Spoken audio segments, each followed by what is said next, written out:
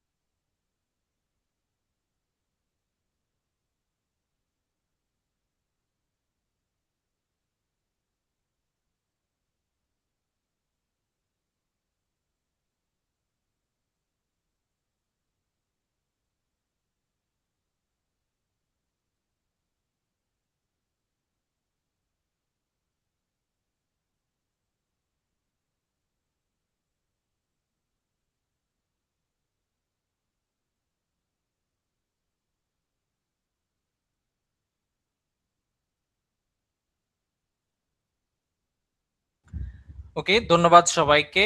আহ স্বাগতম আজকের রিসার্চ বাডির সেশনে।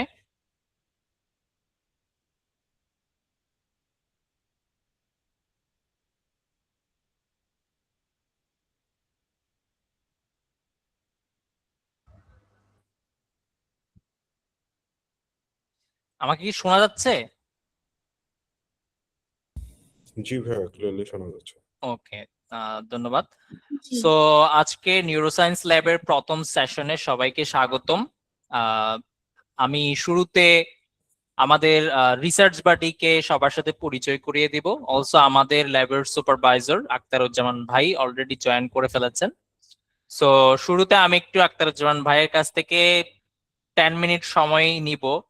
আমি একটু আমাদের পুরো প্ল্যাটফর্ম সম্পর্কে একটু ওভারভিউ দিব সবার কাছে, এন্ড আমাদের কিছু ল্যাব পলিসিস আছে, আমাদের প্ল্যাটফর্মের কিছু পলিসি আছে, সেগুলো আমি একটু জানাবো।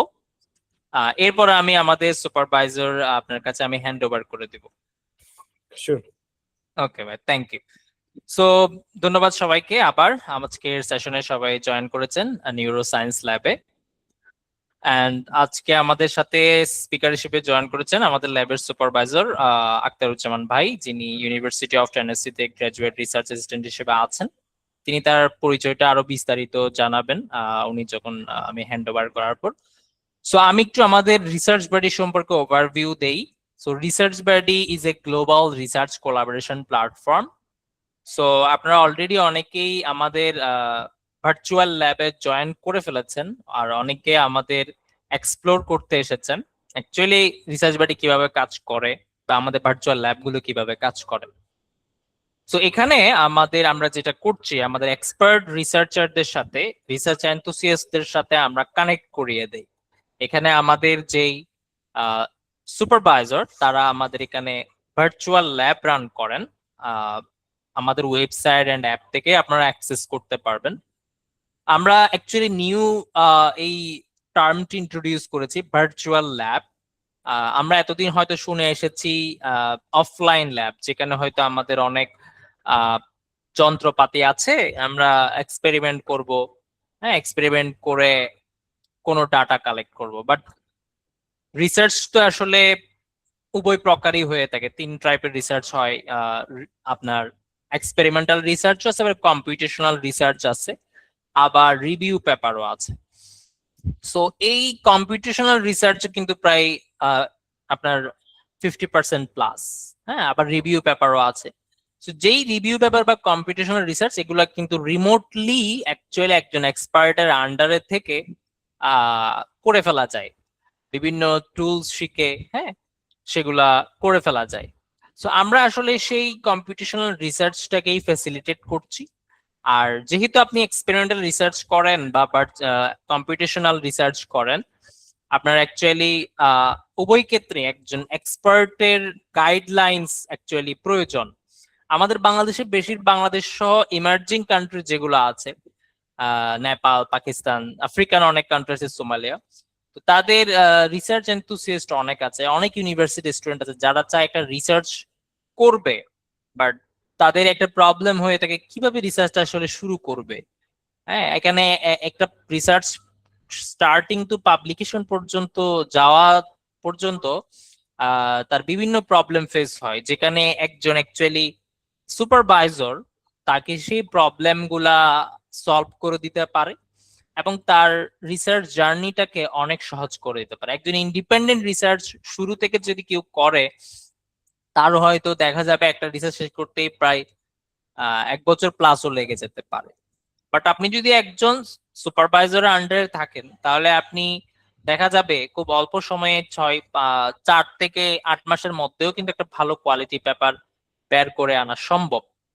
সো আপনি একটু জবাবদিহিতার মধ্যে থাকবেন, আপনি টুলস গুলো শিখবেন, হ্যাঁ, রিসার্চের বেসিক্স গুলো শিখবেন, এরপর আপনারা অ্যাপ্লিকেশনও করতে পারতেছেন। এখানে এখানে জাস্ট নট অনলি যে আপনারা একটা গাইডলাইন্স পাবেন, this is not like that. আমরা এটাকে কোর্স বলছি না, কোর্সে অনেক আছে। আপনি যদি অনলাইনে দেখেন অনেক রিসার্চের কোর্স আছে। রিসার্চের কোর্স গুলোতে যেটা হয়ে থাকে যে হ্যাঁ, স্টার্টিং টু শেষ পর্যন্ত বিভিন্ন ফেজ গুলা, ইন্ট্রোডাকশন, মেথডোলজি, লিটারেচার রিভিউ, এগুলো নিয়ে সেশন গাইডলাইন্স গুলো দেওয়া হয়। কিন্তু সে কোর্স গুলো করে কতজন অ্যাকচুয়ালি অ্যাপ্লিকেশনে যায়, সেটা কিন্তু এখনো গ্যাপ রয়ে যায়। সো আমরা অ্যাকচুয়ালি সেই গ্যাপটাই ফিক্স করছি। এখানে আপনারা শিখবেন, টিম আপ হয়ে কাজ করবেন, একদম একটা পেপার ম্যানুস্ক্রিপ্ট লিখে পাবলিকেশন পর্যন্ত যাবেন। So this is what we are doing in our virtual lab, and that's why we are calling it a virtual lab. এখানে রিসার্চ হবে, রিসার্চ যেখানে হয় সেটাই আমাদের ভার্চুয়াল ল্যাব। সো এটা আমাদের রিসার্চ পার্টির ওভারভিউ। তো এখানে অনেকেই আছেন সামনে হয়তো জয়েন করার চিন্তা ভাবনা করছেন। আমাদের সুপারভাইজার আপনাদেরকে ওনার যে রোড ম্যাপ, উনি কিভাবে আপনাদেরকে গাইড করে নিতে সেটা জানাবে। তবে আমি আমাদের ল্যাবের কিছু ইনিশিয়াল পলিসিস এন্ড হচ্ছে কিছু ফ্রিকুয়েন্টলি আস্কড কোয়েশ্চেন আমি জানিয়ে দেই, এরপর আমি আরো কোয়েশ্চেন নিব। সো রিসার্চের জন্য এখানে আমাদের ল্যাবের মধ্যে মোস্ট ইম্পর্টেন্ট একটা বিষয় হচ্ছে আমরা রিসার্চে যে এথিক্স সেটা মেনটেন করি। যে সেটা হচ্ছে আপনি এখানে কেউ আসলে আমরা অথরশিপ সেল করা হচ্ছে না, যে কেউ রিসার্চ করছে, পেপারটা রেডি, আপনার নামটা জাস্ট অ্যাড হয়ে গেল, আপনি পেমেন্ট করছেন, শেষ। ব্যাপারটা কিন্তু এরকম না।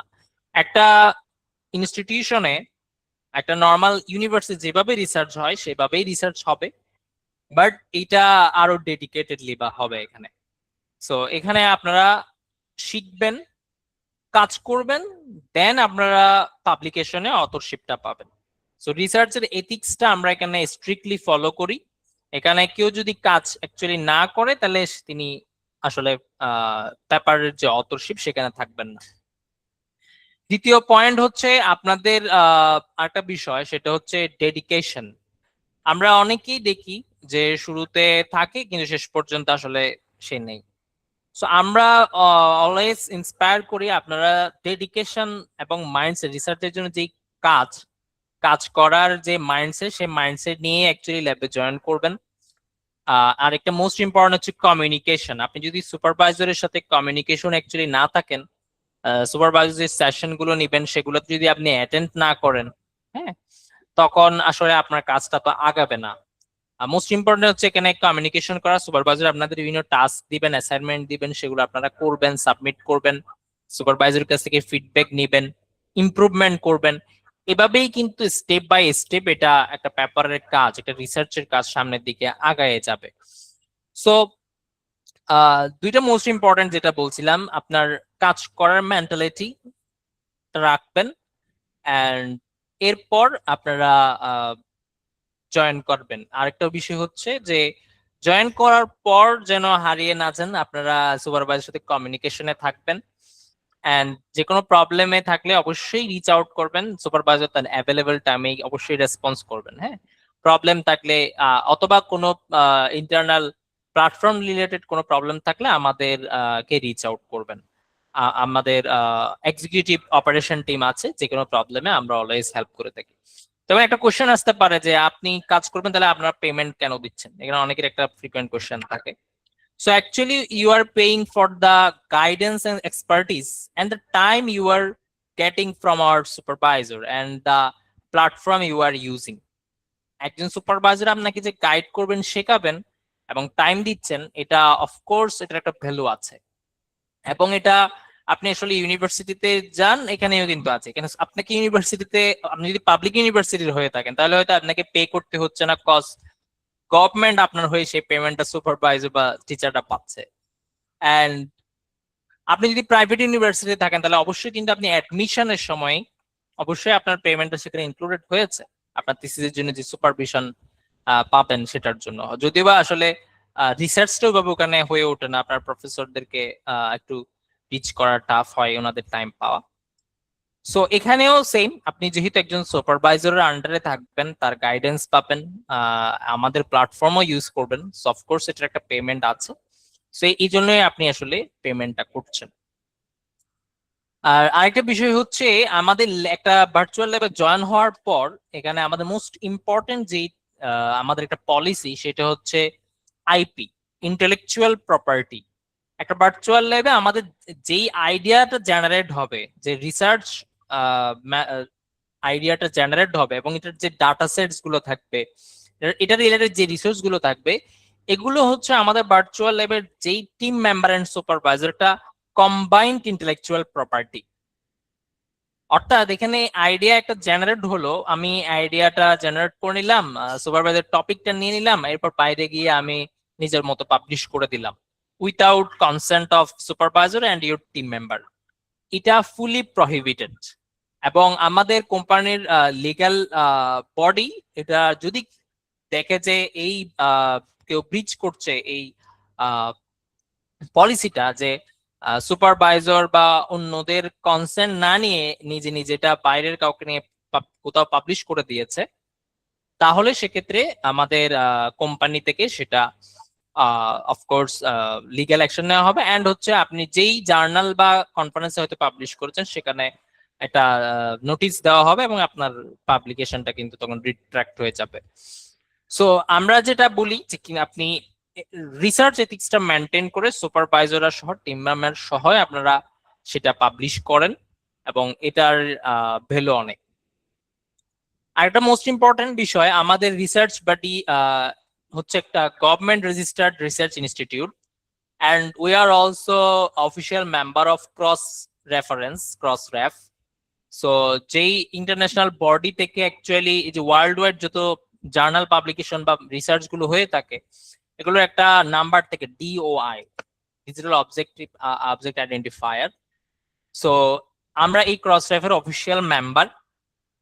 সো আমাদের এখানে আপনারা যে কাজ করবেন অবশ্যই এটা একটা ভ্যালু আছে। কেউ যদি মিনিমাম 3 মাস কাজ করে, আমরা তিনি চাইলে আমাদের এখান থেকে ল্যাব এক্সপেরিয়েন্স সার্টিফিকেট নিতে পারবেন আমাদের অফিসিয়াল প্যাডেই। এন্ড এটাতে শুরুতে আপনার কিন্তু একটা স্ক্রিনিং হবে, আপনি আসলেই কাজ করেছেন কিনা বা আপনি আসলে কি শিখেছেন, আপনার এটা ভেরিফাই করে এই এক্সপিরিয়েন্স সার্টিফিকেটটা দেওয়া হয়। একটা বিষয় হচ্ছে, আপনি যদি সাকসেসফুলি ল্যাবটা কমপ্লিট করতে পারেন, একটা পাবলিশন করতে পারেন, আপনি আমাদের থেকে একটা লেটার অফ রিকমেন্ডেশন নিতে পারবেন with sign of your supervisor, যেটা আপনাকে কিন্তু হায়ার এডুকেশনে হেল্প করবে। সো আমি আমাদের বেনিফিট এন্ড অপারেশন গুলো সব মোটামুটি একটা ওভারভিউ দিলাম। আমি আসলে আর বেশি আগাবো না, মোটামুটি বেশি সময় নিয়ে নিয়েছি। আপনাদের আর কোনো কোশ্চেন থাকলে আমি শেষে হয়তো আনসার দিব। আমি আমার ফ্লোরটা হ্যান্ড ওভার করবো আমাদের সুপারভাইজার আখতারুজ্জামান ভাইকে। ধন্যবাদ। আসসালামু আলাইকুম। আমাকে কি শোনা যায়?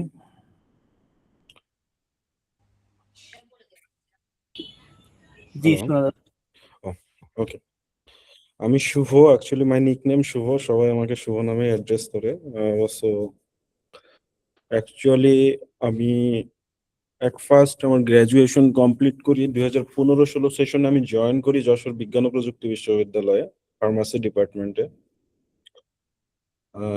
দেন আমাদের সেশন জটের কারণে একটু লেট হয়। আমি শেষ করি 2023-এ গ্র্যাজুয়েশন, অ্যান্ড 2024-এর ফলে আমি এখানে জয়েন করি university of Tennessee health science সেন্টারে।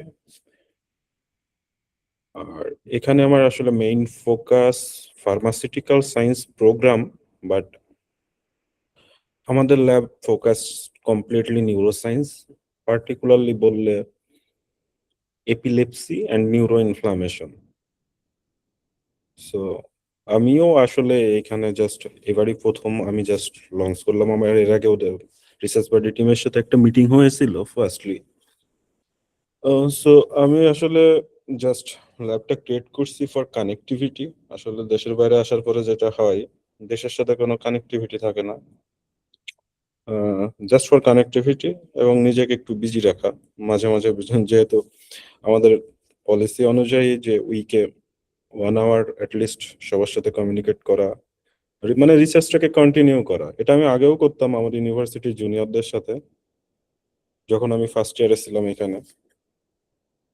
তো এই আর কি। আর প্ল্যানিং যদি বলি, আসলে ভার্চুয়াল ল্যাবে অনেক লিমিটেশন থাকে।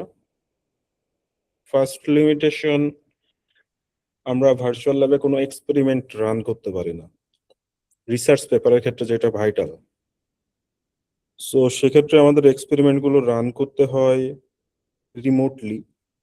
এবং আমাদের ক্ষেত্রে পার্টিকুলারলি একটু বেনিফিট, মানে সুবিধা আছে, যেটা যে আমরা ড্রাগ ডিসকভারি ফিল্ডে যারা আছি তারা কম্পিটিশনাল অনেক ওয়ার্ক করতে পারি। আই থিংক আমি সবার ব্যাকগ্রাউন্ড জানি না এখানে। তো এই ক্ষেত্রে অনেক কম্পিটিশনাল ড্রাগ ডিসকভারি টুলস আছে, যেরকম অনেকগুলো সফটওয়্যার আছে যেগুলো পাবলিকলি ফ্রি, কিছু সফটওয়্যার আছে পেইড, বাট সেগুলোর আবার ক্র্যাক ভার্সন বাংলাদেশে অ্যাভেলেবল। যেরকম যদি আমি বলি যে most Sir, popularly, I have a question. হ্যাঁ শিওর।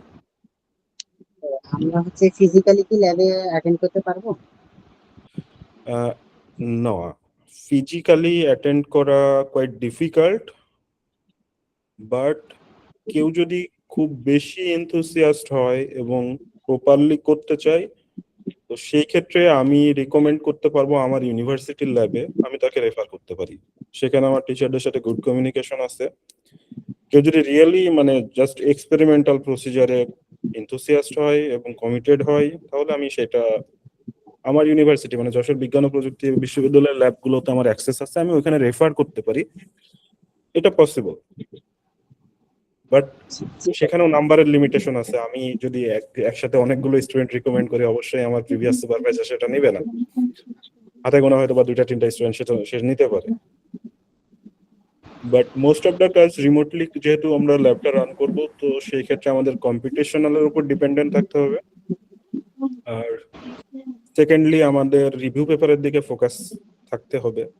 তবে আমি কনফারেন্স পেপারে খুব একটা বিলিভ করি না, কারণ বাংলাদেশে যে কনফারেন্স গুলো হয়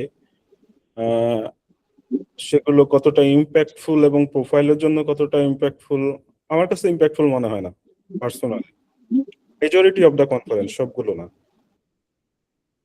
সো আমি আসলে review paper and research paper এই দুটাতে বেশি ফোকাস থাকবো। তবে কেউ কনফারেন্স পেপার বা কনফারেন্সে অ্যাবস্ট্রাক্টস সাবমিট করতে চাইলে I am open for that. Sir, আমরা কি আপনার থ্রুতে নিউরো সায়েন্স নিয়ে কাজ করতে পারবো এখানে? হ্যাঁ, আমি আসলে নিজের এক্সপার্টিজ ছাড়া তো আসলে আমি অন্য ফিল্ডে খুব একটা কন্ট্রিবিউট করতে পারবো না। So most of the research work আসলে নিউরোসায়েন্স রিলেটেড হবে। বাট হ্যাঁ, অবভিয়াসলি নিউরোসায়েন্স রিলেটেড হবে। তবে সেই ক্ষেত্রে একটা ব্যাপার আছে, আমাদের এই পার্টিকুলারলি ফার্মাকোলজি নিউরোসায়েন্স সেক্টরটা totally solely dependent on immunology. তো এখানে কিছু ট্রিকি ম্যাটার আছে যেটাকে আমরা আইস ব্রেকিং বলি। তো ফার্স্টের দিকে যে ক্লাসগুলো থাকবে সেটা বেসিক্যালি আইস ব্রেকিং ক্লাস থাকবে, just basic concept about neuroscience. আমি যদি বলি, জাস্ট আমি একটা স্টুডেন্টকে বললাম যে আপনি what is microglia, what is astrocyte, this kind of cells, how they communicate, এই বেসিক আইডিয়াগুলো যদি না থাকে তাহলে আসলে আমাদের এই ফিল্ডে সার্ভাইভ করা ডিফিকাল্ট। সো ইনিশিয়ালি টাস্ক থাকবে, কিছু অ্যাসাইনমেন্ট দেওয়া থাকবে জাস্ট ফর গ্যাদারিং নলেজ। আসলে রিসার্চটা এমনই যে যে রিসার্চটা করবে এটা তার ওন ওয়ার্ক।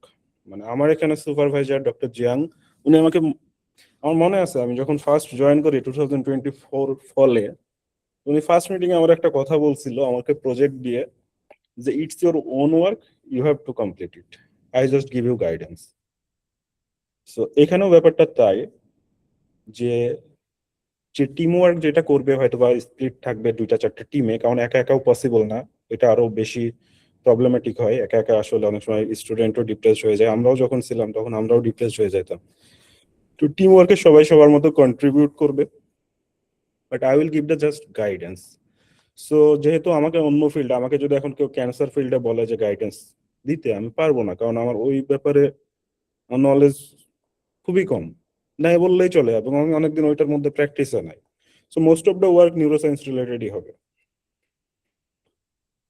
হ্যাঁ, একটু ইন্টারাপ্ট করি, এই যে সফটওয়্যারের বিষয়টা বলছিলেন ওটা স্যার যদি একটু আমি কন্টিনিউ করতেন। মূলত সরি, হ্যাঁ, একজন সফটওয়্যারের যে ব্যাপারটা বলছিলেন, ওই সফটওয়্যারের কথাটা যদি একটু কমপ্লিট করতেন।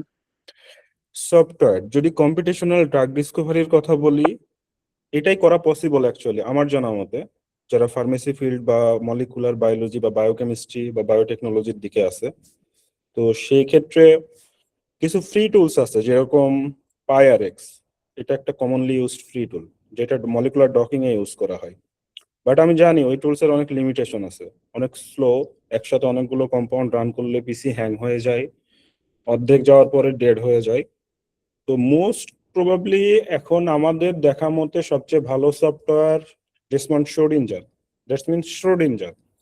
তো শ্রোডিঞ্জারে আবার অনেকগুলো মডিউল আছে, যেরকম মলিকুলার ডকিং করার জন্য জাস্ট শ্রোডিঞ্জারের ক্র্যাক ভার্সন আছে একটা, ডেটস অ্যানাম, এটা বাংলাদেশে লিগাল। লিগাল বলতে বাংলাদেশে ইনস্টল করা যায়, এখানে করা যায় না। তো ওইটা ইউজ করা যায়, ওইটা ওইটা একটা কিন্তু খুব ভালো টুলস, এবং তার রেজাল্টসটা অনেক প্রিসাইজ। এমনকি এখানকারও যারা ড্রাগ ডিসকভারি করে সবাই ওই টুলসটা ইউজ করে, শ্রোডিঞ্জার। তবে ওইখানে আবার একটা লিমিটেশন আছে, লিমিটেশনটা হলো রিসেন্ট যে পেপারগুলো আছে আমি দেখছি কম্পিটিশনাল ড্রাগ ডিসকভারিতে, শুধু মলিকুলার ডকিং দিয়ে ভালো জার্নালে, কিউ1 জার্নালে পেপার পাবলিশ করা কোয়াইট ইম্পসিবল। তো সেক্ষেত্রে যেটা লাগে মলিকুলার ডাইনামিক সিমুলেশন সহ লাগে। তো আমার ক্ষেত্রে অ্যাক্সেস আছে, আমার এখানে সিমুলেশনটা হয়তো বা আপনারা যারা জয়েন করবেন তারা রান করতে পারবেন না তাদের পিসিতে, কারণ ওইটা আবার একটু হাই কনফিগারেশনের পিসি লাগে। তো সেক্ষেত্রে সিমুলেশনটা হয়তো বা আমি কাউকে অ্যাসাইন করে, আমার দেশে বলতে আমার যশোর বিজ্ঞান ও প্রযুক্তিতে কিছু ছেলেপেলে আছে ওরা করে, ওদেরকে কাউকে একজনকে অ্যাসাইন করে করাই নিতে হবে, আর বাদ বাকি পার্টটা আপনারাই করতে পারবেন। এবং সবচেয়ে বড় কথা, এগুলোর প্রত্যেকটা মানে সফটওয়্যারের কিভাবে ডকিং রান করতে হবে, কিভাবে সিমুলেশন রান করতে হবে, সবগুলো ভিডিও কিন্তু অনলাইনে অ্যাভেলেবল, এমনকি ইউটিউবেই সব আছে, জাস্ট সার্চ করলেই সবগুলো পাওয়া যায়। এমনকি স্টেপ ওয়াইজ দেওয়া আছে যে এটার পরে এটা ক্লিক, ওইটার পরে ওইটা ক্লিক। বাট হ্যাঁ, কিছু বেসিক জিনিস আছে জানতে হবে, যেরকম আমি জাস্ট সফটওয়্যার নিলাম, একটা প্রোটিন নিলাম, কিছু লিগ্যান্ড নিয়ে ডকিং করলাম, সিমুলেশন করে দিলাম, ইটস নট এ রিসার্চ। এবং মোস্ট অফ দা পিপল এই জায়গাটাতেই ভুল করে, যে জাস্ট র্যান্ডমলি তারা পেপার পেপার পেপার মানে জাস্ট ওয়ার্ক করব 2 মাস 1 মাস আমার একটা পেপার হয়ে যাবে। আসলে পেপারটা হইলেও হইতে পারে, কারণ জার্নালের অনেক র্যাঙ্ক আছে, এবং রিভিউয়ার ক্রস করে অনেক সময় রিভিউয়ার চোখ ফাঁকি দিয়ে চলে যাওয়া যায়। তো বাট সেটা আসলে ক্যারিয়ারের জন্য খুব একটা কাজে লাগবে বলে আমার মনে হয় না পার্সোনালি। কারণ বাইরের দেশে যখন আসা হয় বা পিএইচডি প্রোগ্রামে ঢোকা হয়, তখন প্রফেসররা কিন্তু খুব ডেপথ থেকে কোশ্চেন করে, এমন না যে তোমার এটা কিভাবে করছো, কেন করছো, এই টাইপের কোশ্চেন। তো এগুলো, আমি একটা কাজ কেন করছি, at first I have to know, যে আমাকে এটা জানতে হবে যে আমি এটা কেন করতেছি, আমার মোটিভটা কি, আমার উদ্দেশ্যটা কি, জাস্ট লাইক দিস। সো আমাদের যে কাজগুলো হবে most of the work I hope review paper এবং রিসার্চ পেপার রিলেটেড। তবে হ্যাঁ, এই যে বললাম আমি সফটওয়্যার রিলেটেড ইস্যুতে কিছু লিমিটেশন থাকার কারণে এখানে হয়তো বা আমাদের অন্য কারো হেল্প নেওয়া লাগতে পারে, কারণ আমার ক্ষেত্রেও এতগুলো সিমুলেশন কমপ্লিটলি রান করা মাঝে মাঝে ইম্পসিবল হবে। সো আমি সেই ক্ষেত্রে I will communicate with them, আমি তাদের কারোর সাথে কমিউনিকেট করে আমি ব্যাপারটা ম্যানেজ করে নেব।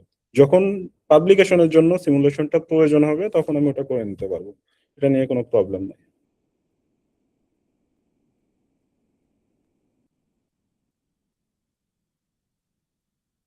হ্যাঁ, আর একজন মেবি আমাকে কোনো কোশ্চেন করছিল। ভাইয়া আমি মূলত জেনেটিক ইঞ্জিনিয়ারিং এন্ড বায়োটেকনোলজি ফিল্ডের, আমার এই বছর মানে এই মাসে ফার্স্ট ইয়ার শেষ হলো আর কি। তো আমি মূলত চাচ্ছিলাম নিউরো সায়েন্স নিয়ে একটু একটু করে এখন থেকে কাজ করার, যেহেতু আমার নিউরো সায়েন্সের প্রতি একটু ইন্টারেস্টটা বেশি। তো সেই জন্য জানতে চাচ্ছিলাম যে কিভাবে শুরু করলে ভালো হয়। হ্যাঁ, আমি যেটা বললাম যে নিউরো সায়েন্সের কিছু বেসিক কনসেপ্ট আছে, এটা ফার্স্ট জানতে হবে। যেরকম জাস্ট আমি যদি বলি কিছু শর্ট টপিক, যে বেসিক নিউরো সায়েন্সে আসলে কোন কোন সেল কন্ট্রিবিউট করে, কিভাবে কন্ট্রিবিউট করে, কিভাবে কমিউনিকেশন করে, নিউরন কিভাবে ফাংশনাল, নিউরন থাকার পরেও কেন নন ফাংশনাল হয়, সিনাপটিক প্লাস্টিসিটি কিভাবে নিউরোনাল কমিউনিকেশন মেনটেন করে, এলটিপি কি, এলডিপি কি, কিছু বেসিক কনসেপ্ট আছে। এবং নিউরো সায়েন্সে আমরা যেহেতু ড্রাগ ফিল্ডের, মানে পার্টিকুলারলি আমি, তো সেই ক্ষেত্রে আমাদের যেগুলো জানা লাগে, হোয়াট ইজ নিউরোডিজেনারেটিভ ডিজঅর্ডার গুলো কারা, যেরকম আলঝাইমার্স আছে, পার্কিনসন আছে, হান্টিংটন আছে, এএলএস আছে, এমএস আছে, বাট তারা আসলে কিভাবে কাজ করে এই টাইপের নলেজ গেইন করতে হবে। তবে হ্যাঁ, আমার ক্ষেত্রে যেটা আমার ল্যাবের আইডিতেও দেওয়া আছে যে পার্টিকুলারলি নিউরো ইনফ্লামেশন নিয়ে কাজ করব, মানে বলা আছে যে একটা ডোমেইন নিউরো ইনফ্লামেশন। তো আসলে আমরা যেটা আমাদের এখন পর্যন্ত আন্ডারস্ট্যান্ডিং, আমাদের যতগুলোই ডিজিজ থাকুক না কেন, নিউরোডিজেনারেটিভ ডিসঅর্ডার, পার্টিকুলারলি মেইন কালপ্রিটটা কিন্তু সবগুলোরই এক, সেটাও নিউরো ইনফ্লামেশন। সো আমরা পার্টিকুলারলি ওই পয়েন্ট অফ ভিউ থেকে আমি আমার প্রজেক্ট গুলো ডিজাইন করব। তারপরেও আপনারা আপনাদের ইনপুট দিতে পারবেন, পার্টিকুলার কোনো ডিজিজ চয়েস থাকলে হ্যাঁ সেটা নিউরোসায়েন্স রিলেটেড হলে অবশ্যই করা যায়। আসসালামু আলাইকুম।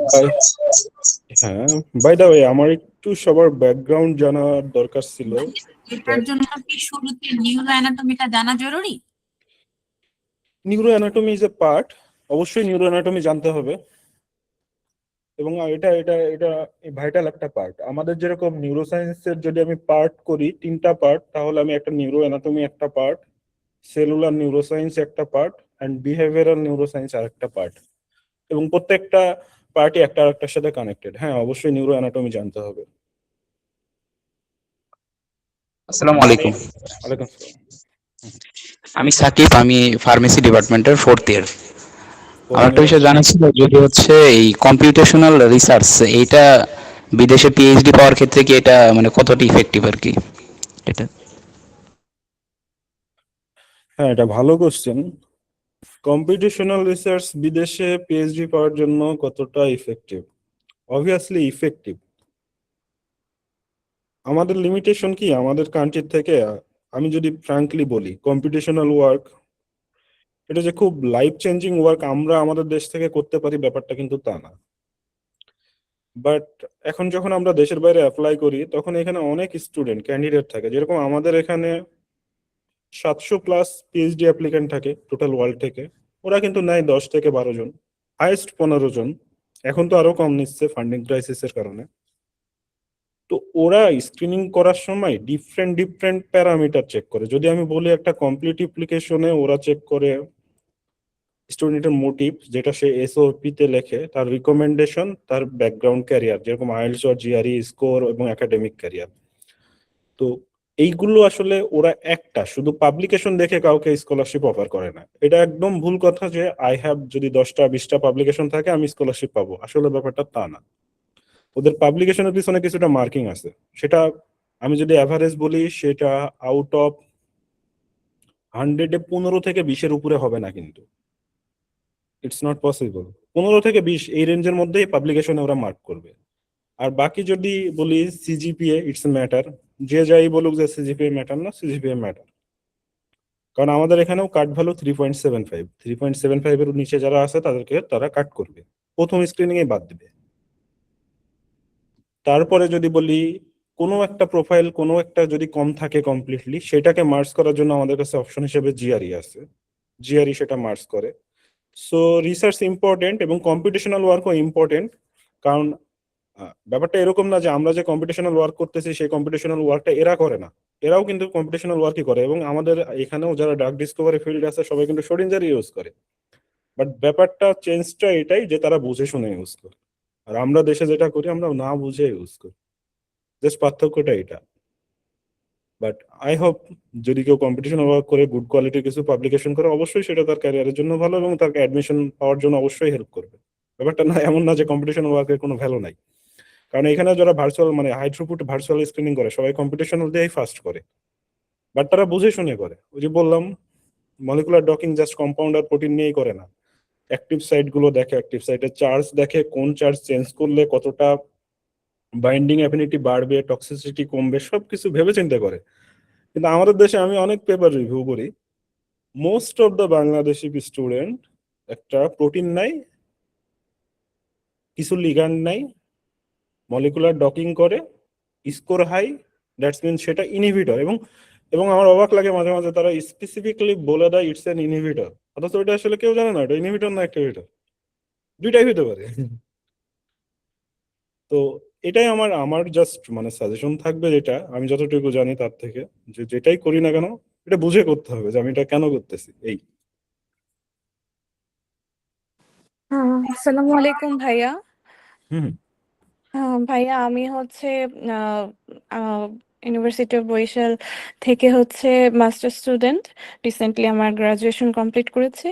তো আমি হচ্ছে আমার এখানে মূলত আহ, মানে বায়োইনফরমেটিক্স এর ক্ষেত্রে মানে কম্পিউটার এডেড ড্রাগ ডিজাইন আর কি।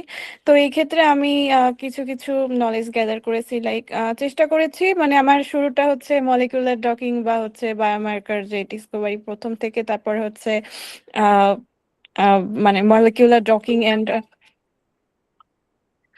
সরি হুম শুনতে পাচ্ছি। তারপর হচ্ছে আমার এখানে হচ্ছে আমি শুরু করছি অটোডক ভিনা থেকে, কিন্তু ওটাতে আসলে একটার বেশি তো কাজ করা যায় না, আমাদের যখন মাল্টিপল নিয়ে কাজ করতে হয়। সেক্ষেত্রে আমি পাইরেক্স দিচ্ছি, কিন্তু পাইরেক্সে হচ্ছে আপনি যেটা বলছিলেন সেটাই হয় যে মাল্টিপল লিগ্যান্ড নিয়ে যখন কাজ করতে যাওয়া হয় তখন অনেক অনেক ঝামেলা ফেস করতে হয়। এবং শ্রোডিঞ্জার নিয়েও আমি একটু কাজ করছি, কিন্তু শ্রোডিঞ্জারটা একটু মানে স্লো কাজ করে আমার কম্পিউটারে আর কি। সো সব মিলে একটা মিক্সড একটা অভিজ্ঞতা, এবং আমার এখানে সবই হচ্ছে নলেজ মনে করি একটু লিমিটেডই আছে, বাট হোপফুলি দেখতে চাচ্ছি আরো বেটার বুঝতে চাচ্ছি। বিশেষ করে আমি অনেক পেপার বা এগুলোতে দেখেছি তারা ইমিউন প্রোফাইলিং করতেছে বা আর অনেক কিছু করতেছে, এগুলো আমি আসলে বুঝি না, বা আর ইউজ করতেছে কিভাবে তাদের হচ্ছে রিসার্চে। হ্যাঁ রিসার্চে, হ্যাঁ ঠিক, আপনি ঠিক বলছেন। ব্যাপারটা আসলে শোডিঞ্জারে স্লো হওয়ার আই হোপ কারণ হলো পিসির র্যাম। এটা মোটামুটি যদি কোরাই 5 থাকে পিসি এবং র্যাম যদি 8 to 16 GB থাকে তাহলে মনে হয় না স্লো হবে। ঠিক আছে, এটা একটা ম্যাটার। আর আপনি কোনটা ইউজ করছেন আমি শিওর না, যদি লিনাক্স এনভায়রনমেন্টে ইউজ করেন তাহলে তো অবশ্যই স্লো হবে না, যদি উইন্ডোজের ক্র্যাকটা ইউজ করে থাকেন তাহলে স্লো হইতে পারে। সেই ক্ষেত্রে আপনি আপনার ক্যাশ মেমোরি গুলো ডিলিট করে একবার ট্রাই করে দেখতে পারেন। আর আর এর ব্যাপারটা, R it's nothing but a programming language, এটা একটা প্রোগ্রামিং ল্যাঙ্গুয়েজ, এটা ডেটা অ্যানালিসিস এবং ভিজুয়ালাইজ করার জন্য সবাই ইউজ করে। বাট এখন আর আর এর অনেক অপশন আছে, পার্টিকুলারলি আর আজ থেকে 2 বছর 3 বছর আগে প্রচুর একটা ভাইব তুলছিল যে আর জানতে হবে রিসার্চ করতে হলে। বাট এখন অনেকগুলো ওয়েবসাইট অলরেডি ডেভেলপ হয়ে গেছে যেগুলো আর এর কোনো দরকার নাই। যেরকম আর বাংলাদেশের সবাই বা আমরা কেন ইউজ করি বেশিরভাগ ক্ষেত্রে লার্জ ডেটা অ্যানালিসিস, ডেটার কিউসি করার জন্য, জেনোমিক ডেটা। পার্টিকুলারলি যদি বলি আমি আরএনএসএ বা প্রোটিওমিকের ডেটা অ্যানালিসিস করার জন্য আমি আমার রিসার্চে আর ইউজ করতাম। বাট আমি এখন আর করি না। কেন করি না? কারণ আর এর অপশন হিসাবে এখন গ্যালাক্সি আসছে, ওখানে প্ল্যাটফর্মের ব্যাকগ্রাউন্ড থেকে সব অ্যানালিসিস। আরে তো অনেক ঝামেলা আছে, কোড চেঞ্জ করা লাগে, মাঝে মাঝে কোড রান হলে প্রবলেম হয়, তখন আবার এআই দিয়ে একটু জেনে শুনে ঠিক করা লাগে। তো এখন আমাদের আর এর থেকেও বেস্ট অপশন আছে আমার পার্টিকুলারলি মনে হয়, যেরকম গ্যালাক্সি অনেক ভালো। যদি আরএনএসএ কে ডেটা অ্যানালিসিস বলি শিনিগো, জাস্ট ওয়েবসাইটে ওদের ফরম্যাটে এক্সেল ফরম্যাট ডাউন আপলোড করে দিলে ওরা ডেটাটা অ্যানালাইসিস করে দেবে। আর যদি প্রোটিওমিকের ডেটা বলি তাহলে জাম্পশিনে আছে, এরকম অনেকগুলো সার্ভার আছে যেগুলো আসলে খুব পোলাইটলি এবং খুব ইজিলি অ্যানালিসিস গুলো করা যায়। আর যেটা আসলে দরকার বা প্রোগ্রামিং ল্যাঙ্গুয়েজ দরকার যারা ফান্ডামেন্টাল বায়োইনফরমেটিক্স, মানে তাদের মেইন ফোকাসটাই হলো ডেটার কিউসি করা, মানে আমাদের কাছে যে ডেটাগুলো আসে এগুলো আফটার কিউসি করা। তো কিউসি করার পরে আসলে আর এর দরকার নাই, তবে যারা ডেটার কিউসি করে তাদের ক্ষেত্রে আর আই হোপ এখনো ইফেক্টিভ।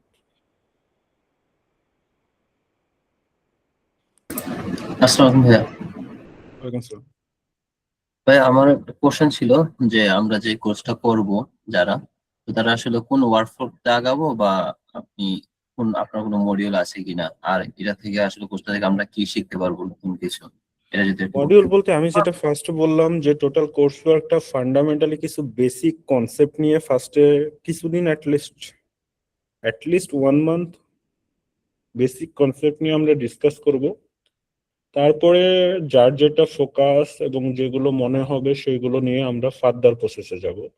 তবে হ্যাঁ, আমি যেটা বলছি রিসার্চ ওয়ার্ক এবং রিভিউ ওয়ার্ক দুইটাই থাকবে, কারণ দুইটাই ইম্পর্টেন্ট। রিভিউ ওয়ার্কটা ফার্স্ট ইম্পর্টেন্ট আন্ডারস্ট্যান্ডিং বা নলেজ গেইন করার জন্য, কারণ it's one kind of learning, ঠিক আছে? যেরকম আমরা যদি বলি স্পেশাল লার্নিং, এটারে অনেকটা আমাদের ভাষায় যে একটা জিনিস দেখে দেখে শেখা আর নিজে করে, মানে অন্য কেউ করে দেওয়া আর নিজে শেখা, দুটার মধ্যে পার্থক্য আছে। তো আমি আর যেটা মানে প্ল্যান সেটা হলো ফার্স্টে বেসিক কিছু কনসেপ্ট নিউরোসায়েন্সের আমি দেওয়ার ট্রাই করব, দেন আমরা প্রজেক্ট ডিজাইন করব, দেন আমরা টিমে স্প্লিট করব, different kind of team, just প্রতি টিমে 5 জন বা 4 জন করে। দেন আমরা আমাদের রিসার্চ ওয়ার্ক গুলো, যেরকম ভাইটাল পার্ট ডেটা কালেকশন, যদি কম্পিটিশনাল করতে বলি ডেটা কালেকশন, ফার্স্টে ডেটা কালেক্ট করতে হবে। তারপর আমি সফটওয়্যার শোডিঞ্জার থেকে, সবাই যদি অ্যাগ্রি করে তাহলে আমি শোডিঞ্জার থেকে শো করব যে শোডিঞ্জার থেকে কিভাবে কম্পিটিশনাল ওয়ার্ক করতে হয়, এবং সেটা আমি ট্রাই করব একটা পিডিএফ ফাইলে দিয়ে দেওয়া, স্টেপ বাই স্টেপ স্ক্রিনশট দিয়ে, যে এটার পরে এটা, এটার পরে স্টেপ। তবে হ্যাঁ, সবাইকে সবার মতো করে কন্ট্রিবিউট করতে হবে। প্রত্যেকটা স্টেপ কেন করা হয় আমি ফার্স্ট বলবো, নিজেরাও একটু স্টাডি করতে হবে। দেন আমরা একটা কমপ্লিট প্রজেক্ট রান করে সেটা কমপ্লিট করে সাবমিশন পর্যন্ত। বাই দ্য মিন টাইমে রিভিউ ওয়ার্ক গুলো, তো রিভিউয়ের ডাটা কালেকশন কিভাবে রেফারেন্সিং প্রপারলি করতে হয়, একটা রিভিউ পেপারের ফরম্যাটিং কি, কোন কোন ইনফরমেশন দিতে হয়, রিভিউ পেপার, মানে রিভিউ পেপার আমাদের অনেকের একটা কনসেপ্ট আছে যে 100টা বা 150টা পেপারের সামারাইজ। আসলে রিভিউ পেপার কিন্তু 100টা বা 150টা পেপারের সামারি না। প্রত্যেকটা রিভিউ পেপারে প্রত্যেকটা রিসার্চের কিন্তু ওই ফিল্ডের রিসার্চ গ্যাপটা এক্সপ্লোর করে এবং তার হাইপোথিসিসটা দেয় যে এই গ্যাপটা, এইটা করে আমরা মানে এই গ্যাপটা এইভাবে সলভ করা পসিবল। আর এই রিভিউ গুলোই কিন্তু ভালো জায়গায় যায়, আদারওয়াইজ কিন্তু ভালো জায়গায় যায় না। তবে হ্যাঁ, পাবলিকেশন করার দিকে আমার আবার কিছু পার্সোনাল ওপিনিয়ন আছে, যে একদমই বেসিক জার্নাল বা উল্টাপাল্টা জার্নালে আমি পার্সোনালি চাই না যে কেউ পেপার সাবমিট করুক, আর কেউ সাবমিট করলেও আমি সেই পেপারে থাকবো না, এটা স্বাভাবিক। কারণ মানে নাম্বার অফ পাবলিকেশন সবসময় ইম্পর্টেন্ট না, ইম্পর্টেন্টটা কোয়ালিটি অফ পাবলিকেশন। সো আমি ট্রাই করবো কোয়ালিটি অফ পাবলিকেশনের দিকে ফোকাস থাকবে।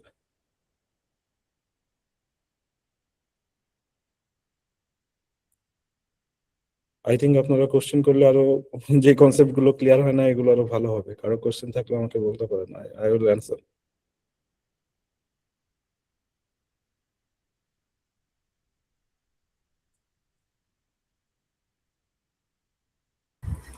ভাইয়া আমি মূলত আমাদের ভার্সিটিতে প্যাটার্ন কম্পিটিশন অ্যাটেন্ড করছিলাম। তো তখন আমি একটা টপিক নিয়ে কাজ করছিলাম, মূলত ধানের জিন এডিটিং নিয়ে। তো আমি প্রথমে যে টপিকটা নিয়েছিলাম সেটা ছিল নিউরাল লিঙ্ক রিলেটেড।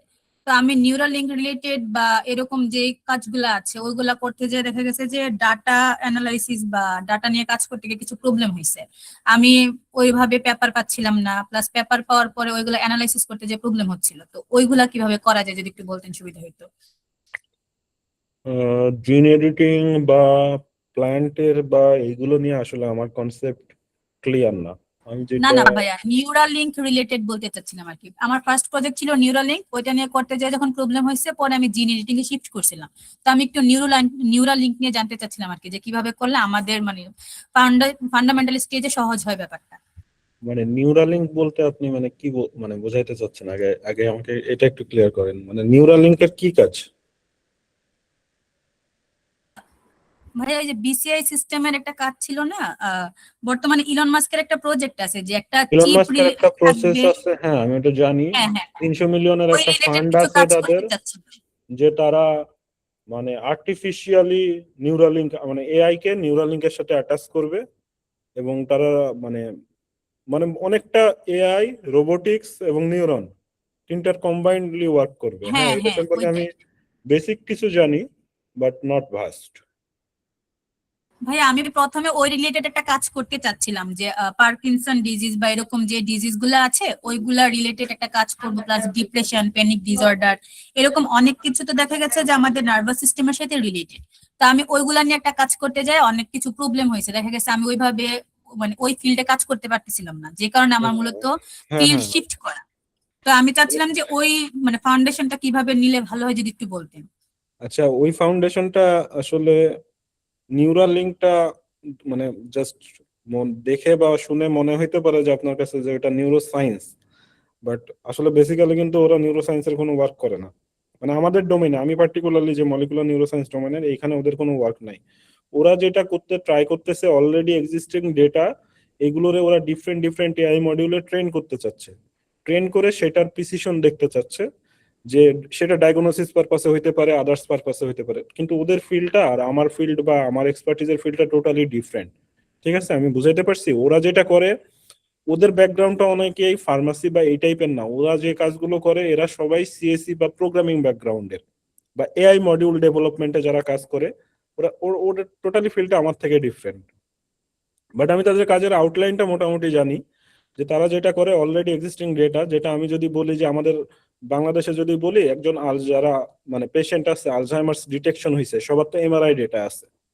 তো এই এমআরআই ডেটা গুলোকে ওরা এই ইমেজ গুলোরে এআই মডেলকে ট্রেন করে ফার্স্ট। ওই যে পার্কিনসন ডিজিজ, এরা ডিজিজ গ্রুপ আর এরা হেলদি গ্রুপ, ট্রেন করার পরে ওরা ডায়াগনোসিস পারপাসে, অনেকের ক্ষেত্রে ব্লাডের বায়োমার্কার ডিসকভারির ক্ষেত্রে ডিফারেন্ট ডিফারেন্ট মডেলকে ট্রেন করে ওরা ইউজ করে। But I have no expertise ওইখানে। হ্যাঁ, কারণ ওরা যেগুলো ওইখানে যাদের এক্সপার্টিস আছে তারা হলো সিএসসি, যারা কম্পিউটার সায়েন্স অ্যান্ড ইঞ্জিনিয়ারিং বা প্রোগ্রামিং জানে ওদের। আমি তো আসলে প্রোগ্রামিং, আমার আমার এই ব্যাপারে নলেজ খুবই কম। আমি জাস্ট ওদের বেসিক আইডিয়া গুলো জানি, যে তারা এগুলো এগুলো করে, তারা different different AI module develop করার ট্রাই করে, এবং তারা চাচ্ছে যে চ্যাট জিপিটি কে যেমন আমরা কোনো কিছু জিজ্ঞাসা chat GPT must be answer দেয়, এরকম একটা এআই এআই ওপেন এআই টাইপের কিছু তৈরি করা, যেটা তারা ডায়াগনোসিস পারপাস বা এই পারপাসে ইউজ করবে। এটা তাদের হাইপোথিসিস, বাট হ্যাঁ অনেক অনেক ল্যাব ট্রাই করতেছে। বাট আমার পার্টিকুলারলি এই ফিল্ডে এক্সপার্টিস নাই, কারণ আমি প্রোগ্রামিং জানি না। ভাইয়া আমি অ্যালজাইমার ডিজিজ আর নিউরো সাইকোপ্যাথোলজি নিয়ে একটু কাজ করতে চাচ্ছিলাম। তো তখন হচ্ছে জিও টুয়ারে যখন আমি ডাটা সার্চ করছি, ওই রকম ভাবে ডাটা পাওয়া যায় না, ডাটা অ্যানালাইসিস করতে গেলেও দেখা গেছে খুব একটা আসে না, মানে ডাটার খুব লিমিটেড আসে, অ্যানালাইসিস করতে গেলে দেখা গেছে রান করা যায় না। তো ওই পার্টগুলো কিভাবে করতে পারে? হ্যাঁ, এটা সঠিক, কারণ আমাদের যে ডেটাগুলো আছে ডেটাগুলো খুব মেসি অবস্থায় আছে। তবে না পাওয়ার তো কথা না।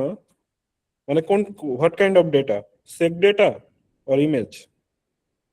ভাইয়া আমি হচ্ছে জিও টুয়ারে যারা পেশেন্ট আছে পেশেন্ট ডাটা সার্চ করছিলাম, Alzheimer disease plus chronic kidney disease নিয়ে কাজ আমি করতে বুঝতে চাচ্ছি। পারছি, বাট পেশেন্টের কোন ডেটা? পেশেন্টের তো অনেক সময় ব্লাডের প্রোটিওমিকের ডেটা থাকে, অনেক সময় আরএনএসএক এর ডেটা থাকে, অনেক সময় প্রোটিওমিকের থাকে, এই টাইপের ডেটা থাকে। বা পেশেন্টের অনেক সময় এমআরআই ইমেজ থাকে, কিন্তু যে না ডেটাটা না আপনি ভাইয়া, আমি সার্চ, হচ্ছে ব্লাড রিলেটেড যে ডাটাগুলো ওইগুলা চাচ্ছিলাম, আমি জাস্ট 6টা ডাটা আচ্ছা, পেয়েছি। অন্য ডেটাবেস সার্চ করা যেতে পারে, আই হোপ। ভাইয়া কি কি সার্চ কারণ করা যেতে 6টা পারে যদি ডেটা তো জাস্ট এক্স্যাক্টলি থাকার কথা না। জিও ডেটা সেট আছে, জিও ডেটা সেটে তো হিউজ ডেটা থাকার কথা, বিশেষ করে আলঝাইমার্সে, কারণ এটা অনেক পপুলার একটা ডিজিজ। ভাইয়া ওইখানে আমি কি নিউরো সাইকোপ্যাথোলজি নিয়েও ওইভাবে ডাটা পাবো? এক্স্যাক্টলি পার্টিকুলারলি অনেক সময় পাওয়া যায় না। আপনি যে কিওয়ার্ড দিয়ে সার্চ করছেন নিউরো সাইকোপ্যাথোলজি হিসাবে, অবশ্য ওইভাবে না থাকতে পারে ডেটাটা। তবে হ্যাঁ, আপনি ডিফারেন্ট ডিফারেন্ট নিউরো সাইকোপ্যাথোলজি মানে কি অ্যাংজাইটি বা ডিপ্রেশন পেশেন্ট এরকম ডেটা পাইতে পারেন, তো সেগুলোরে আপনাকে এই মডিউলে ইউজ করতে হবে। বাট ওই ক্ষেত্রে আমি আমি বলি, মূলত জানতে কারণ এই চাচ্ছিলাম টাইপের যে যখন পাবলিকলি অ্যাভেলেবল যে ডেটাগুলো আছে, ডেটাগুলো খুব মেসি অবস্থায় আছে এবং most of the data contaminated আছে। কারণ যদি আমি পার্টিকুলারলি বলি, একজন ডিপ্রেশন পেশেন্টের ডেটা যখন ওরা আপলোড করছে, আই হোপ ওটা একজন পেশেন্ট এবং সে হসপিটালে অ্যাডমিটেড ছিল, তো তার শুধু ডিপ্রেশন বা অ্যাংজাইটি ছিল না, আরো আদার্স ডিজিজ ছিল। তো বাট ওরা কিন্তু সেটা রিপোর্ট করে নাই। সো এইখান থেকে ডেটা নিয়ে মানে খুব ভালো কিছু বা এক্সাক্ট ফাইন্ডিং পাওয়া ইটস ডিফিকাল্ট। কারণ আমি দেখছি যে এই টাইপের ডেটা নিয়ে যারা কাজ করে সবাই ভালো ফাইন্ডিংস অবশ্যই ট্রাই করে, বাট মানে তারা ফাইনালি যেটা পায় সেটা যে ওইটার কারণেই পায় বা স্ট্রংলি ক্লেম করার মতো ক্যাপাবিলিটি থাকে না পাবলিক ডেটা নিয়ে কাজ করলে। এই জন্য পাবলিক ডেটা নিয়ে কাজ করার পরে সেটা খুব ভালো জার্নালে অনেক সময় অনেক ক্রিটিসিজমের মানে ফেস করা লাগে রিভিউয়ারদের। এটা একটা কারণ। কারণ আমি যেটা বললাম যে যে পেশেন্টের ওরা ডিপ্রেশন বলে ডেটা দিয়েছে, ওটা কিন্তু শুধু ডিপ্রেশনের পেশেন্ট না, ওর আরো অনেক ডিজিজ আছে। সেটার কারণেও কিন্তু ওর ব্লাডের মার্কার গুলো চেঞ্জ হইতে পারে। কিন্তু আমরা যখন কাউন্ট করতেছি ওই ডেটা অ্যানালিসিস করে, আমরা তাকে কিন্তু ডিপ্রেশন হিসেবেই কাউন্ট করতেছি, তার যে আদার্স ডিজিজ আছে এটা কিন্তু আমরা টোটালি অ্যাভয়েড করে যাচ্ছি। সেগুলো একটু প্রবলেম্যাটিক। হ্যাঁ,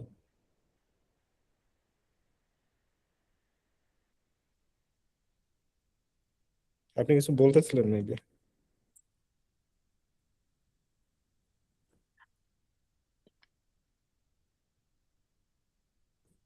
ভাইয়া ওইখানে তো দেখা গেছে আমি পাচ্ছি না, তাহলে আপনি যদি আমাকে কিছু বেসিক ফাউন্ডেশনের জন্য বলতেন যে কোন কোন সাইটগুলো থেকে আমি স্টার্ট করতে পারি তাহলে ভালো হতো।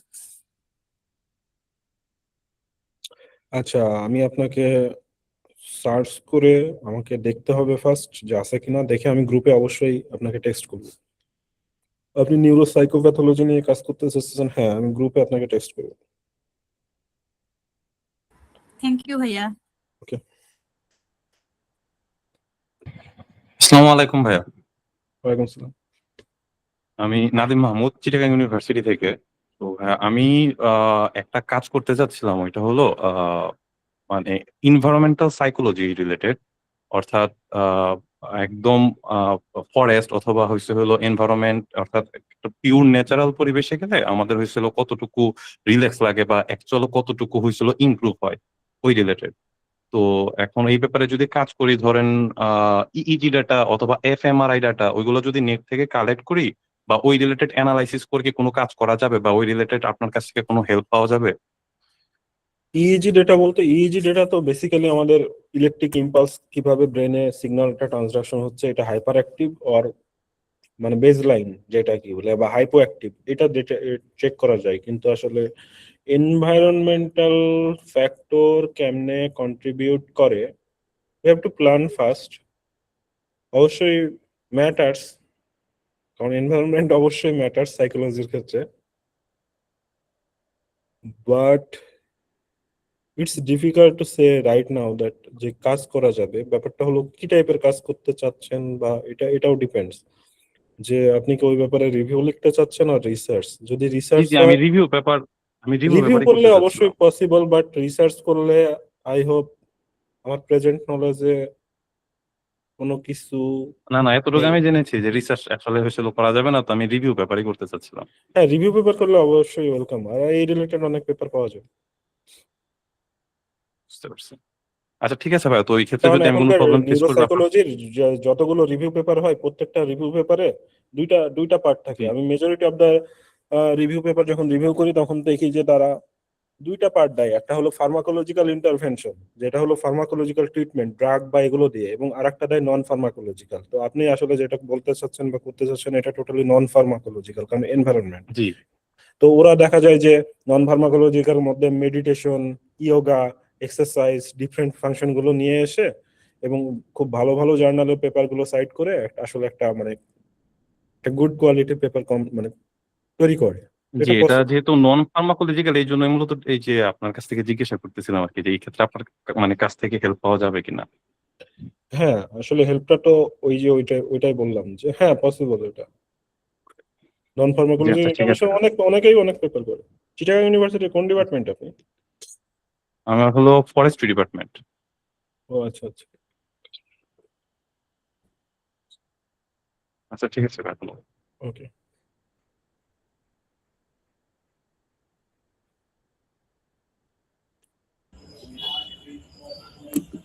হ্যালো, গুড ইভিনিং ভাইয়া। আমার নাম প্রণয় মিত্র। হুম হুম, গুড ইভিনিং। ওকে, সো আমি রিসেন্টলি গ্রাজুয়েট। আমার ফার্মাসি বিফার্ম করছি গুজরাট টেকনোলজিক্যাল ইউনিভার্সিটি থেকে। সো আমি যেটা বলতে যাচ্ছিলাম, আমার সবচেয়ে বেশি ইন্টারেস্ট আসলে নোবেল ড্রাগ ডেলিভারি সিস্টেমের দিকে। ঠিক আছে ভাই। সো আমার হুম। আন্ডার গ্রাজুয়েটের যে প্রজেক্ট ছিল সেটা ছিল ফর্মুলেশন এবং অ্যাডভান্স ড্রাগ ডেলিভারির সাথে রিলেটেড ছিল। বিশেষ করে এটা কিভাবে আমি তার মানে আন্ডার গ্রাজুয়েটে আমাদের যে প্রজেক্টটা ছিল সেই প্রজেক্টটা মেইনলি আমাদের একটা নোবেল ফর্মুলেশন তৈরি করতে ছিল, যে এসপেরে ফর্মুলেশন, সেটা ওন্ড হিলিং এর ক্ষেত্রে কাজে লাগতো। সেই ধরনের আমরা একটা ফর্মুলেশন করছিলাম।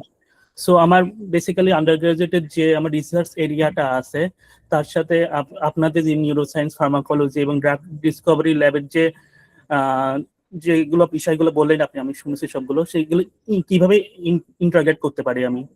বিশেষ করে আমার রিসার্চ প্রজেক্ট বা অ্যাপ্রোচ আছে কি যেখানে আমার ড্রাগ ডেলিভারি ও ফার্মাকোলজিক্যালের সাথে একসাথে কাজ করা যেতে পারে?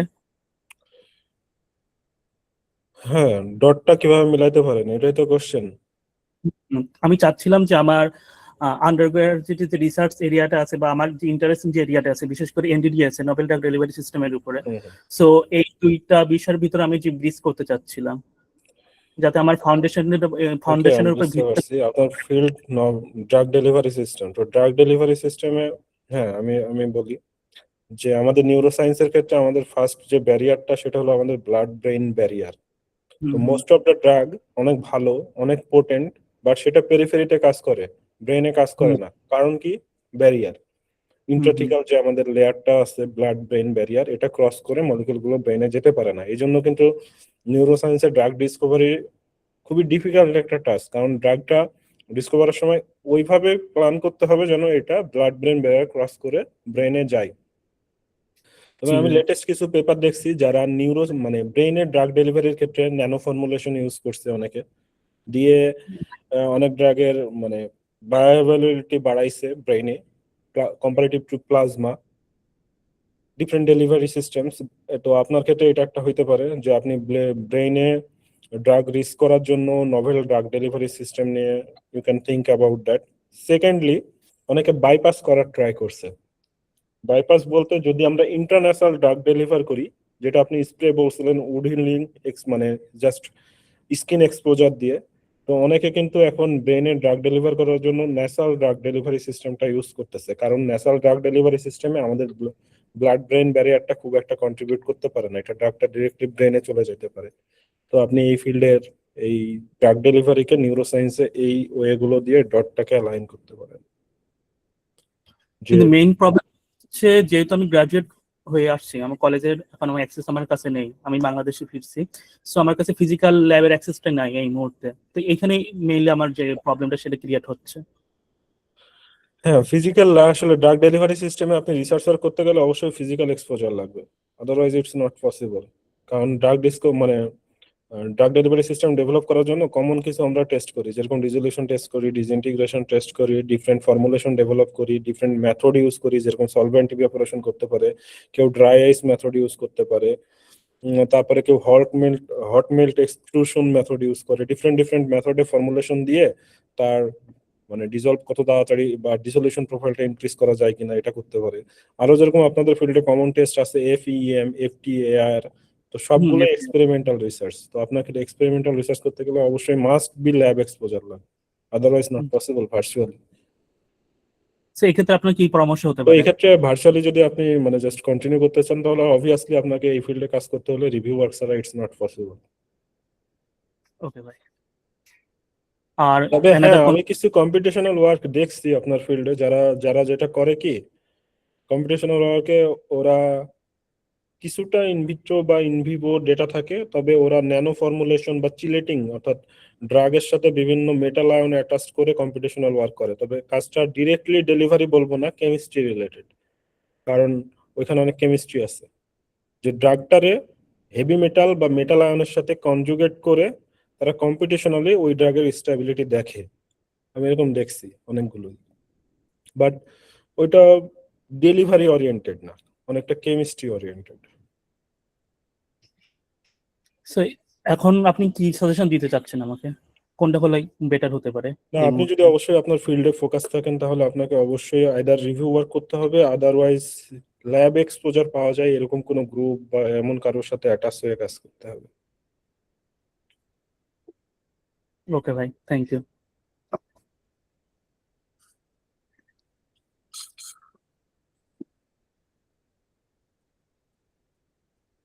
আচ্ছা, আমরা অলমোস্ট ডান। আপনাদের কোশ্চেন থাকলে আমাকে আস্ক করতে পারেন না।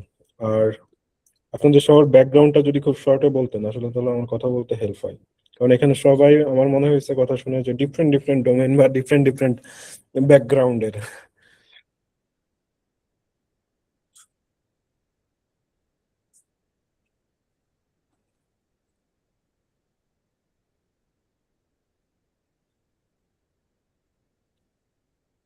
হ্যালো। ওকে, আমি তাহলে বলছি, আমার নাম প্রণয় মিত্র। আমি আইসিসি এর স্কলারশিপ নিয়ে ইন্ডিয়া থেকে বিফার্ম রিসেন্টলি কমপ্লিট করছি। সো এই তো, আমি থাকি সাতক্ষীরায়, বর্তমানে সাতক্ষীরায় আছি। আচ্ছা আচ্ছা, good.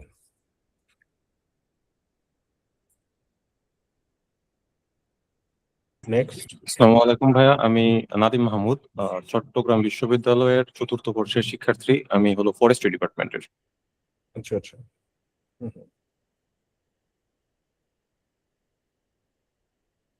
নেক্সট।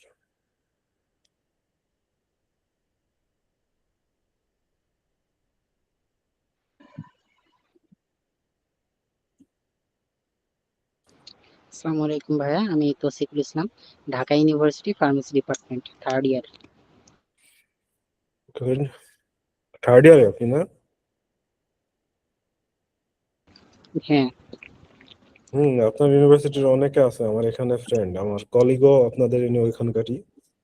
উনি মেবি 15-16 সেশনের। মানে আমার আসলে রেফারেন্স নিয়ে কোনো ধারণা নাই, শুরু করতে যাচ্ছিলাম আর কি, তাই আর কি একটু কি করা যায় ভাবতেছিলাম। জুবাইর ভাই আসসালামু আপনাদের আলাইকুম। টিচার না? জুবাইর না তো। ডিপার্টমেন্ট 4th ইয়ার, ইসলামিক ইউনিভার্সিটি কুষ্টিয়া। কোন department?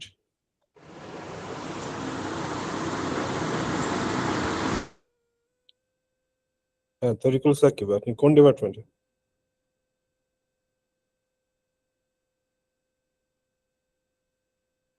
Okay, probably I miss করছি। নেক্সট।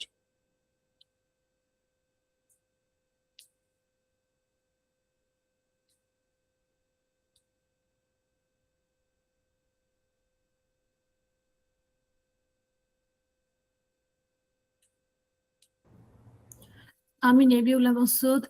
আমি হচ্ছে ব্যাচেলার্স করেছি ডেন্টাল সার্জারিতে 2018-তে, অ্যান্ড দেন আমি হচ্ছে 2024-এ ইউএসএতে, এখানে ইউনিভার্সিটি অফ লুইজিয়ানা অ্যাট লাফিয়েতে কিনিসিওলজিতে মাস্টার্সে ভর্তি হয়েছি। অ্যান্ড দেন রিসেন্টলি আমি কমপ্লিট করেছি আমার গ্রাজুয়েশন কিনিসিওলজিতে, বাট আমার একটা থিসিস করেছি। সেই থিসিসটা হচ্ছে আমার ভাইয়া যেটা বললো যে নিউরো ডিজেনারেটিভ ডিজিজ, সেটা হচ্ছে হান্টিংটন ডিজিজের উপরে আমি একটা মেটা অ্যানালাইসিস করেছি।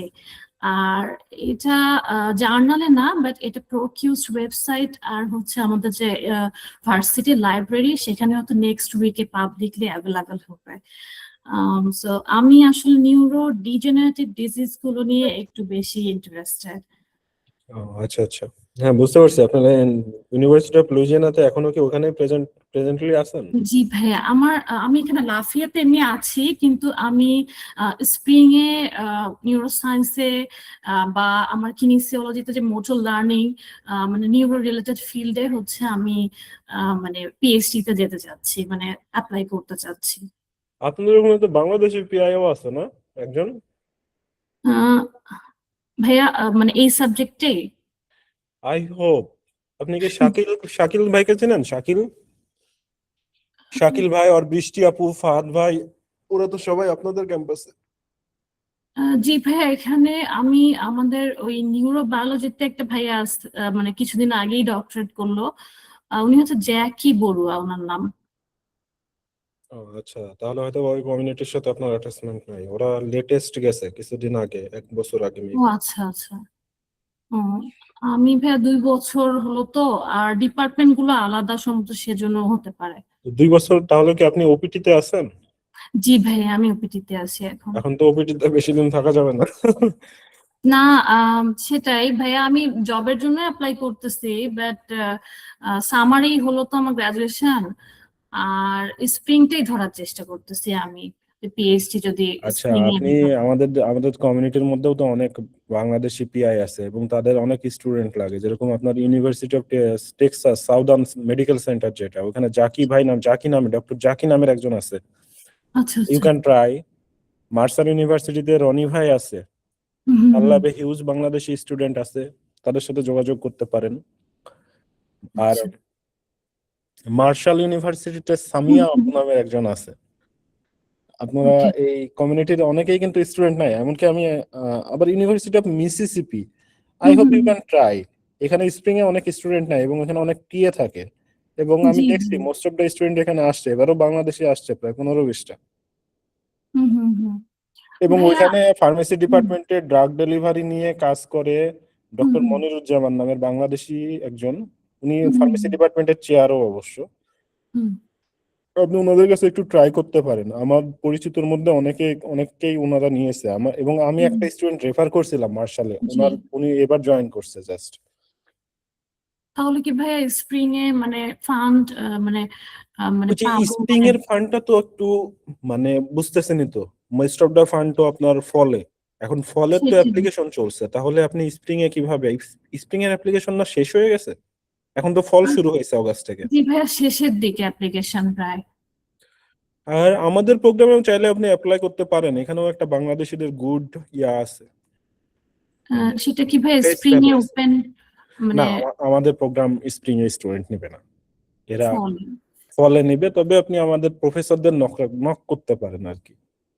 হুম হুম হুম। এখানে আপনাদের অনেক অপরচুনিটি আছে, আপনি আমাদের এখানে সেন্ট জুড নামের একটা ইয়া আছে, চিলড্রেন ক্যান্সার রিসার্চ হসপিটাল, হুম যদিও হুম নাম হুম। ক্যান্সার বাট ওরা সব রিসার্চই করে।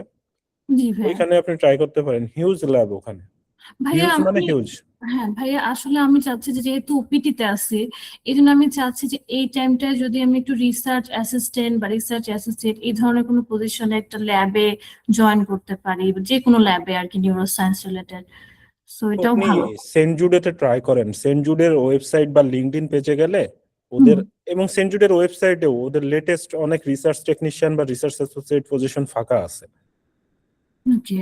এবং ওরা প্রতিনিয়ত এই যে রিক্রুইট করে, এবং সবচেয়ে ভালো ব্যাপার ওরা H1B অফার করে। ও আচ্ছা। সো এটা আপনি বেনিফিটেড হবেন, আই হোপ। সো আপনি কি ভাইয়া, ওই ওখানে যে ট্রাই করতে পারেন। মার্শাল ইউনিভার্সিটির কথা বললেন, ওখানে কি এখন, যেহেতু ওখানে আমি দেখলাম যে হান্টিংটন ডিজিজেরও মনে হয় হ্যাঁ, কাজ। ওদের একটা ফার্মাসিউটিক্যাল সায়েন্সের একটা নিউরো সায়েন্স কোর্সই আছে, ওইখানেই ওরা different different motor neuro behaviour এবং অ্যাডিকশন সায়েন্স নিয়ে বেশি কাজ করে। হ্যাঁ, ওই ল্যাবগুলোতে আপনি দেখতে পারেন। সো ভাইয়া, ওখানে কি স্প্রিং এর নিতে পারে এরকম? এটা ডিপেন্ডস, পিআই এর দরকার থাকলে অবশ্যই নিবে। উম, আহ, ভাইয়া আপনি কি একটু আমাকে এগুলা মানে একটু টেক্সট করে দিতে পারেন, যে কোন কোন জায়গায় বাঙালি আছে, বা আপনি যাদের কথা বললেন তাদের একটু ইমেল অ্যাড্রেসটা বা একটু কন্টাক্ট ইনফরমেশন? হ্যাঁ শিওর, আমি আপনাকে টেক্সট করবো। ওকে ওকে, থ্যাংক ইউ ভাইয়া। ওকে। Thank you.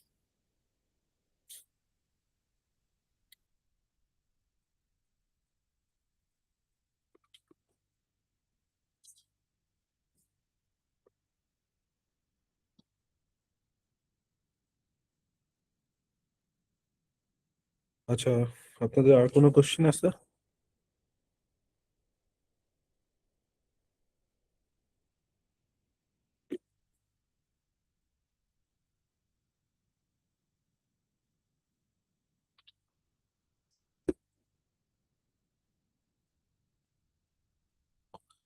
আপনাদের মনে হয় অনেক রাত হয়ে গেছে না? আচ্ছা ঠিক আছে, যদি কোশ্চেন না থাকে তাহলে উই ক্যান ফিনিশ।